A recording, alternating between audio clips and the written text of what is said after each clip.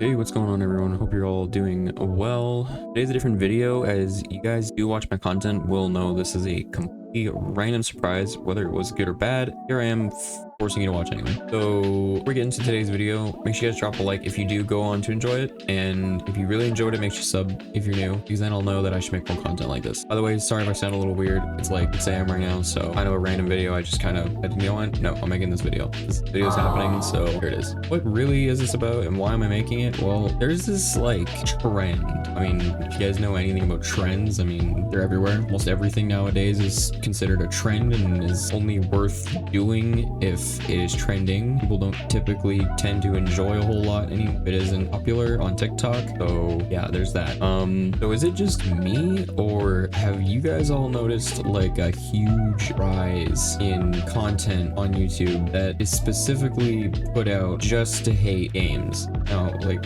right away, I know you guys are thinking, can people not have their own opinion? Like, no, of course, people can have their own opinion and hate and like whatever the heck they want. That's totally fine. My only issue is the absurd amount of content pushed out solely for the purpose to bait people into watching it, as it's obviously just to get a reaction from people. Games that are genuinely rated successful and just talked pretty highly about by its community they'll usually end up getting slander and lashback for pretty much no reason other than it's trending and what other people are saying. So of course, everyone's gonna hop on for a ride and see where it stops. One game that has kind of started with in the last little bit that it was mostly just when it cut. Now again, this is about games that just didn't deserve the amount of hate that they got. One game just to start off is Spider-Man 2. Now I get a lot of people weren't too satisfied with how short the story was. If you're looking at it from the point of view of someone who isn't a fan of Spider-Man or Spider-Man games, you're probably not going to enjoy it very much, of course. But just as someone who generally can pick up a game and decide whether or not it's good based on actual qualities of the game, then you would know that the game is very well written. It has a very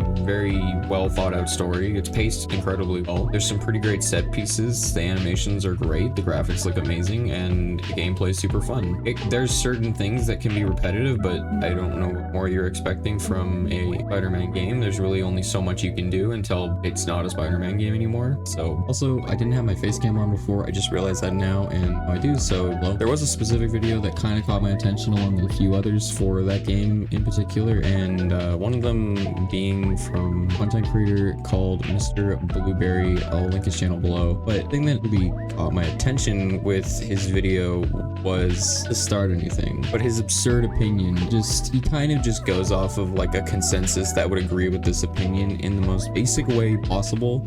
And I mean, just listen to this. Then we have Peter's half-baked arc.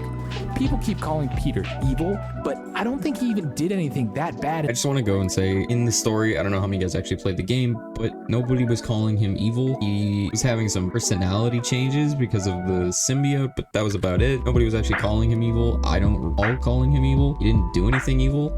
He was just kind of, I mean, he did have his moments with Miles, but yeah, and it definitely certainly wasn't half-baked. There was some very intense points in the story that were incredible and nerve-wracking, but like I said, this opinion is more of just, I know this group of people will just completely agree, so just gonna chuck that one in there for brownie points. Everyone turns on Peter, and not for a very good reason. Okay, so about everyone turning on him without good reason, actually, there was a pretty good reason. Treating everyone crap around him and fighting Miles, and it wasn't good. He nearly killed MJ. There were some pretty good reasons why everyone hated him, I'm not gonna lie.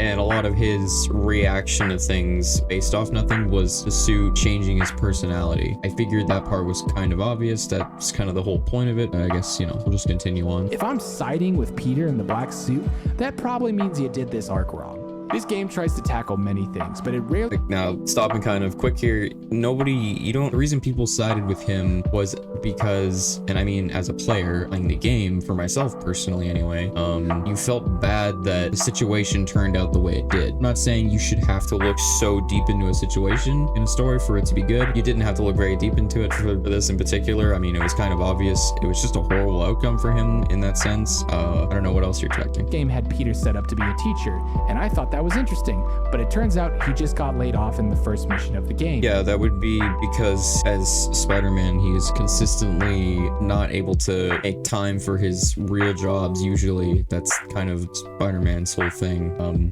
But you know, for the next game, this is one that I've recently picked up, and I have to say this is my personal opinion. You can have your opinion just like everyone in this video and all of you guys in the comments.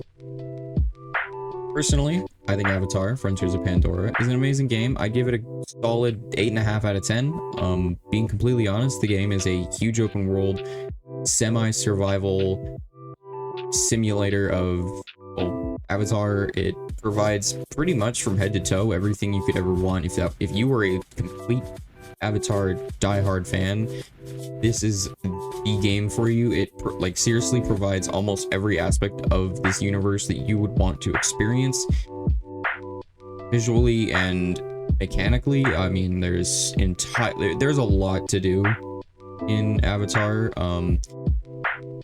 The missions are amazing. When you first get your Ikron to fly, it's literally such an atmospheric and fun. The game feels like the hype you would feel playing games 6 years ago when a new game would come out, and there was so much hype around it, and that's just how things kind of were. Now games just kind of get pushed out, over advertised for, and they're just not what, of course, they expect to be. Ubisoft didn't give a lot of advertisement or marketing for Avatar, and I can see why, because they didn't want to go out and make all these statements, like when it came to Far Cry games, of course, you know, saying Far Cry 5, we were told that we would have quite a lot of freedom. It was genuinely not the case, as you guys know. Obviously, like, don't get me wrong, I love Far Cry 5, I love Far Cry, and you know, amazing game and all, but there was certainly not that kind of freedom. When it came to your choices, it was pretty linear. No matter what you didn't really affect the other. It kind of just happened. There was some secret endings. They were kind of meh, you know, because once you did them, you knew they were there. Not really too special, but that's kind of, you know, just my thoughts on that. However, with Frontiers of Pandora, the attention to detail that they took into account when creating this game has actually blown me away, in the sense that we haven't really gotten a lot of games lately that actually care about their attention to detail. Usually now, big name that will come up, probably, at least for me, that I immediately go to when I think of games that don't provide that and are just not it, I guess you could say, would probably be Call of Duty. And I'm just gonna throw this out there: Modern Warfare 3 is a carbon copy of 2. Yeah, it has a couple new gadgets and the ever slightest animation changes, and that's about it. But mechanically, visually, and just all in all, inside and out, it is just Modern Warfare 2 with the new battle pass. And that's kind of rough to say, because I used to absolutely love Call of Duty so much, because it was like the game to play, and now it's kind of thrown at with like these meaningless campaigns and content that's 6 years, I'm thinking now, since 2019. I think we've had about the same 6 years worth of I mean, let's be honest, it's all pretty much been the same. They even had to bring Warzone into Cold War just because it did so well, and Cold War was, as we all know, a very rushed game that strayed too far off from Avatar. Like I said, Avatar has plenty of attention to detail. The graphics are just outstanding. The story is super fun. I'm like 43 to 44 hours into the game now. I've only explored about half of the map. I constantly get lost in the plethora of things that there are to do in the open world and side quests, and it is super fun. Can't tell you how much time I spent just cooking alone and mixing up and matching foods. I don't know if you guys have ever played Breath of the Wild, but there is a very creative cooking system that I absolutely love. Anyway, this is what Griffin Gaming had to say about Avatar: Frontiers of Pandora.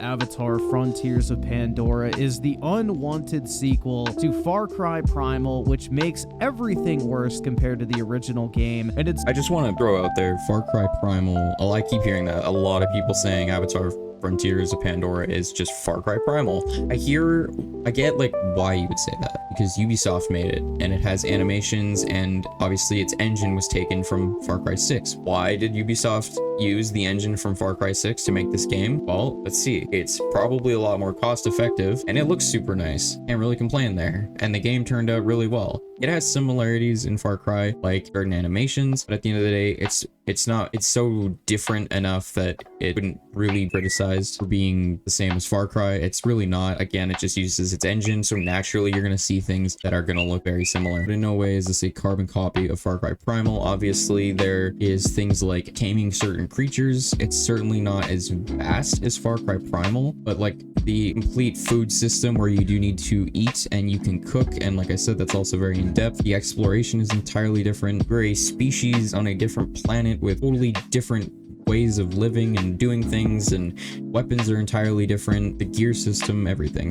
That might just sound like me preaching, as I am a fan of the game and obviously don't like hearing such backlash towards it, and I know defending a game like that's kind of weird, but it's not even that. It's just the fact that it's just not a copy of Far Cry, no matter how you look at it. It can have similarities, and that is because Ubisoft used their same engine, because obviously it is a lot more cost effective and it looks great. I cannot deny that it doesn't look amazing. I don't think anyone really could. When this game first had gameplay revealed, everyone said it looked terrible. I never saw that gameplay originally. I had actually no idea this game was coming out. It wasn't even on my radar. I genuinely didn't know. After playing it, it looks amazing. This is one of the nicest games I've seen in a very long time.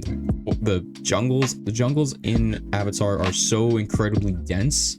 It's actually surprising how much they were able to fit on your screen and have going at once without performance issues. Ubisoft, bravo to that. Congratulations. That's not easy to do. The mantle of a based caveman fighting against other tribes and clans for the women with the widest birthing hips and territory. You're not fighting another clan. You're a species on an alien planet where humans have come to take it over, and they are killing you and your people. They're killing your people, and they are. It's awful. The setting, obviously, like, you're not fighting a tribe. You're not fighting off another kind of Navi. You're just fighting humans who invaded your planet. If I can recall correctly, in Far Cry Primal, I don't think that was the case, or remotely. Saying a game has conflict and that this other game also has conflict, that makes them similar, and that's bad. That's kind of a horrible take, if you ask me. Pick up the mantle of the Navi in order to destroy the evil oil companies and save the planet from those awful human colonizers. And I think the comparison to Far Cry Primal is the most suiting to this game, because it's very obvious they pretty much borrowed everything that game did, found a way to make it even more bland, dull, repetitive, and seemingly pointless, to the point where I put 27... Okay, so saying a game is bland and dull just for the sake of saying it is, without actually backing that, kind of why I'm making this video. That's probably one of the... Yeah, my point kind of is, if you're gonna make a video like this, at least provide points and explain exactly why what you're saying is correct. Like, subjectively, someone could agree with the opinion that you're laying out before them, other than just the fact that they heard it and they're like, you know what, I kind of agree with that. To be honest, it kind of stems from just how we are now, and the amount of unattended internet access we all get. Being incredibly native is just kind of a trend. Might not seem like it, but I will tell you guys exactly how it's a trend. We've all seen this before. You were scrolling through social media of any kind, like TikTok, Facebook, anything. It can be literally anything. Instagram, Twitter, get my point. And someone says something about something they enjoy, and you can see a whole bunch of people maybe start off with one person saying something incredibly negative about it, and what do you notice? Other people chime in. It is genuinely a trend to be a hateful person. So, like with this video and the games that are listed, and many more that I'm just not listening, because this video would be hours long if I did. Until I eventually quit, when I realized that I was that far in and I hadn't even seen 30% of the overall open world map in this game, because of how over-bloated, drawn out, and just unnecessarily long this piece of game actually is. So he kind of just says that, he kind of just craps on the game, and then just immediately moves on to the next point, talking about how the maps are supposedly quote-unquote overbloated. So as I said before, it's a very detailed map, don't get me wrong. It's actually it's dense. Everything's very dense. There's lots to do. There's activities all around. There's always things to explore. The traversal is super fun, and I'm talking on foot. Being able to climb through trees and just climb everything and jump through everything, and it's amazing. And something I wanted to quickly point out are the animations in this game. So back to the attention to detail, the animations are incredible. From just walking through a bush and using your hand to move it out of the way to everything else that you do, and it looks great. The mocap looks amazing. The animations are awesome. Everything looks really, really good, gotta say. Now, if only my journey with the game had actually ended at that point, I probably would be a lot happier. So there it is. It's kind of just 45 minutes of this guy just kind of complaining about how he just not into the game. He just personally didn't like it, or, well, by personally not liking it, he just probably just kind of hates it and doesn't really feel that anyone else should feel the need to enjoy it either. So what better way to do that than making an entire video about it? And just, seriously, it's just 45 minutes of him crapping on the game. I don't believe he actually criticized any points and did it insightfully. I believe, like, he just kind of, it's just a 45-minute rambling of this game sucks. So yeah, I really wanted to go over, I just, you know, for those of you watching this, if you took anything from this, I think the main thing is, if you don't like a game, base that off of your opinion, form that from your own experience, not someone else's. If someone on the internet said it's terrible purely out of spite, just to get a reaction and some views, you should either, okay? If you really don't enjoy a game, that's fine. That's a reasonable, I mean, you don't have to list 10 different reasons. You can just not enjoy something, but just straight up hating on something and calling it crap and terrible for the sake of the fact that everyone else is doing it. Before anyone rushes to the comments and says, see, he said everyone hates the game. Well, I'm just kind of speaking in hyperbole. I don't really mean everybody. Obviously, the game has like a 4.6 or something out of 5 on the PlayStation Store. It's got really good reviews. It's actually a really well received game. There's just a whole huge swath of people that just aren't too happy that it's just a good game. So, you know, now these are people used to playing the same Call of Duty for like 4 years straight, so you got to cut them a little bit of credit. It's needed. But anyway, if you guys enjoyed this video, be sure to drop a like and subscribe for new. I don't make videos like this ever, so if you enjoyed, let me know in the comments that you want to see more videos like this, and I will see you guys later. Peace out.